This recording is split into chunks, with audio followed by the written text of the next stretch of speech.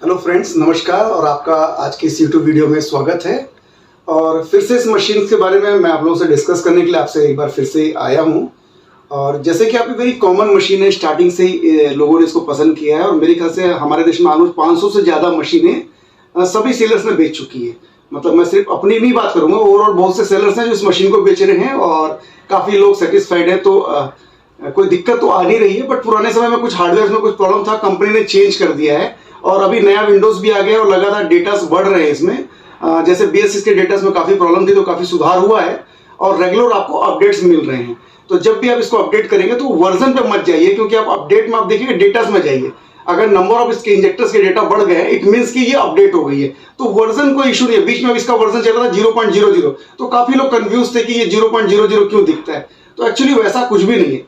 खैर, आज हमारा मेन मुद्दा ये है कि जैसे आपने मशीन मंगाई, हो सकती है आपने इंपोर्ट किया या किसी इंपोर्टर के थ्रू लिए या किसी होलसेलर के थ्रू लिए है, तो कुछ चीजें क्या काफी लोगों को दिक्कत आ रही है कि मशीन जब आती है, मेरा ये कहने का मतलब है ये मशीन कहां से आती है, दूसरी कंट्री से आती है। तो जब आती है तो ड्यूरिंग ट्रांजिट, मतलब जब ट्रांसपोर्ट होती है तो वहां से पहले क्या होती है, पोर्ट तक जाती है। पोर्ट के बीच में फिर शिपिंग होती है, चाहे बाई एयर कराओ या बाई सी कराओ। फिर उसके बाद इंडिया आती है, फिर कस्टम में जाती है, फिर वहां से फिर रिलीज होती है और फिर ट्रांसपोर्ट के द्वारा पहुंचती है।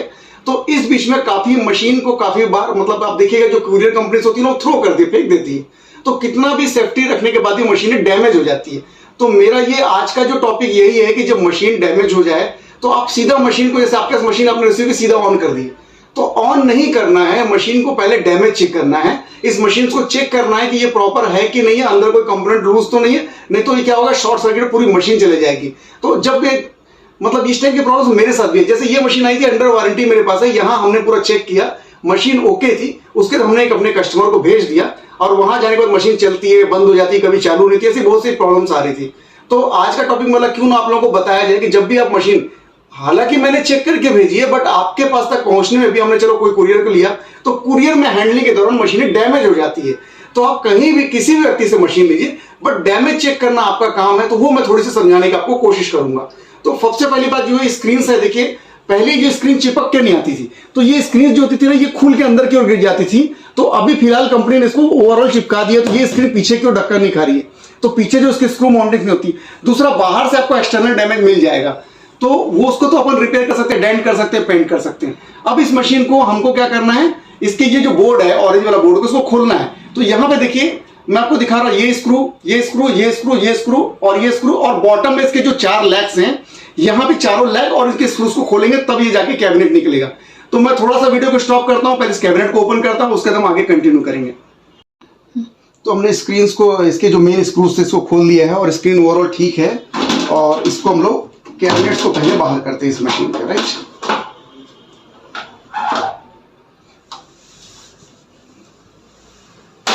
तो आपको हमेशा ध्यान रखना है कि सबसे पहले अपने को डेंट वाला एरिया देख लिया हमने कि बाहर से कितनी डेंट लगी, वो तो समझ में आ गई। अब जब अपन इसमें जाएंगे तो आप देखिए, सबसे पहले हमको चीजें क्या देखनी है कि कोई वायर लूज है कि नहीं है, ठीक है। अब देखिए, जब ये मशीन ट्रांजिट होती है तो नॉर्मल यहाँ पे जो कपलर्स दिख रहे हैं, ये कपलर्स, ये कपलर्स, ये कपलर्स, ये कपलर्स और ये कपलर्स, ये नॉर्मल इन लोगों ने यहाँ पे गम लगा के भेजता है, उसके बावजूद ये गम छूट जाता है और ये कपलर निकल के फेंक आ जाते हैं। तो ये देखिए, तो हमने जब हम भी यहाँ से डिस्पैच करते हैं, हम वापस गम को लगाते हैं ना, यहाँ पे जो ग्लू गन होती है गर्म जो हीट से है, वो हमने वापस लगाया और यहाँ पे लगाया, ये भी कपलर्स। तो सबसे पहले आपको प्राइमरी इंस्पेक्शन करने हैं कि कोई भी कपलर लूज तो नहीं हुए, वो आपको देखने हैं, ठीक है। यहाँ तक आपको आया। अब इसके बाद हम लोग चलते हैं स्क्रीन की ओर। यहाँ पे आपको ध्यान से देखेंगे तो ये देखिए, ये आपको दिख रहा होगा, ये USB, ठीक है, ये मेन सप्लाई और ये आपकी ब्लू वाली जो वायर्स है, ये तीनों आपकी प्रॉपर लगी। कई बार क्या होता है, ये लूज लगी रहती है तो भी ये ठीक से काम नहीं करेगा। तो आपको ये ब्लू वाली वायर्स, ये वाली वायर्स और, ठीक है, 1 2 3 वायर्स इसकी स्क्रीन में लगी है। उसके बाद देखिए, जो ब्लू वाली वायर्स है, ये देखिए, ये यहां पे भी ग्लू से लगी है, ये दोनों वायर्स दिख रही है आपको, ये व्हाइट एंड ब्लू। तो इसको भी आपको देखना है, ये लूज तो नहीं हो गई, क्योंकि अगर ये लूज होगी तो भी ठीक से काम नहीं करेगा, ठीक है। अब इसके बाद एक और कपलर है जो अक्सर इनका लूज पाया गया है, वो मैंने आपको बताऊंगा। ये पावर अडाप्टर, ये देखिए, ये पावर अडाप्टर दिख रहा है, जैसे अपना लैपटॉप में पावर अडाप्टर होता है ना, वैसे ये यहां से जो कपलर है, ये पावर अडाप्टर का ये कपलर, ये निकल के फेंका जाता है ड्यूरिंग ट्रांजिट में। तो ये कपलर अगर फेंका जाएगा तो उसको पावर ही सप्लाई नहीं मिलेगी। तो इसको भी आपको चेक करना है कि प्रॉपर लगा है कि नहीं है। इसको ऐसे हाथ लगा के जोर से दबाया जा सकता है, ठीक है। ये हो गया। यहां पे देखिए, यहाँ पे माउंट प्रॉपर इन लोगों ने किया हुआ, पहले ही लोग माउंट नहीं करे थे, बट ये कनेक्शन भी लूज हो सकता है, तो इसको चेक करना है। अब सबसे महत्वपूर्ण जो चीज़ हम लोग ने अभी देखी है, चलो यहाँ तक तो हो गया। अब यहाँ पे थोड़ा सा मैं कैमरे को थोड़ा सा अंदर लेके रैम की ओर दिखाइए। रैम दिख रहा है यहाँ पे, ये देखिए, ये जो लगा हुआ है ये रैम है, दिख रहा है आपको रैम? रैम जो है उसके देखिए इसमें 2 स्लॉट है, यहाँ पे एक स्लॉट है यहाँ पे, और ये इसके लॉकिंग वाले लगे हुए व्हाइट व्हाइट जो है रैम को होल्ड करके रखा हुआ है। तो ये जो रैम है ना, ये जम करके ऊपर आ जाता है, क्योंकि जब इसको मशीन को फेंकोगे अगर हैंडलिंग के समय, तो ये रैम तो छोड़ देगा ना। तो ये जो रैम जो लूज कॉन्टेक्ट बनता है तो आपकी मशीन ऑन नहीं होगी। तो आपको क्या करना है, रैम को निकाल के ये स्लॉट से निकाल के अच्छे से वापस उस स्लॉट में लगाइए, या बाजू वाले स्लॉट में भी आप लगा सकते हैं। तो ये जो मशीन हमारी अंडर वारंटी में आई थी, उनकी प्रॉब्लम क्या थी, कंटिन्यू चालू हो रही थी, बंद हो रही थी, चालू हो रही थी, बंद हो रही थी, कभी चालू ही नहीं होती थी। तो हम लोगों ने ये जो रैम है, ये मशीन के साथ इनबिल्ट लग के आया हुआ था, ये रैम को हमने निकाल दिया, और इसमें ये जो रैम है ये 2 GB रैम है, हमने तो 4 GB रैम डाल दिया है। तो रैम ज़्यादा आता नहीं है, देखिए 900-950 रुपये की चीज़ है, अगर आप और भी होलसेल में तो 700-750 रुपये की चीज़ है। तो ये भी काफ़ी दिक्कत करता है। मैं इसका कमांड भी आपको दे दूंगा कि किस कमांड में जब ये रैम काम नहीं करता तो कमांड भी आती है, तो वो भी आपको चेक करना है, क्योंकि ये काफ़ी प्रॉब्लम्स आ रही है। ठीक है, तो ये हमने दूसरा रैम डाल दिया है। और उसके बाद एक और चीज़ है, यहाँ पे देखिए एक सेल दिख रहा है, ये आप लोग को एक सेल दिख रहा होगा ये, ठीक है। ये जो सेल है ना, अगर ये डाउन भी हो जाएगा ना, तो ये मदरबोर्ड कम्युनिकेट नहीं करता है। तो आपको अगर ये कम्युनिकेशन प्रॉब्लम है तो ये सेल को भी नया डाल देना है। ठीक है, दिख रहा है आप लोग को? ये देखिए, ये जो सेल है, सेल लगा हुआ ये, ठीक है। ये बैटरी को भी मतलब आपको बदल देना है, जिससे मदरबोर्ड ठीक से काम करके।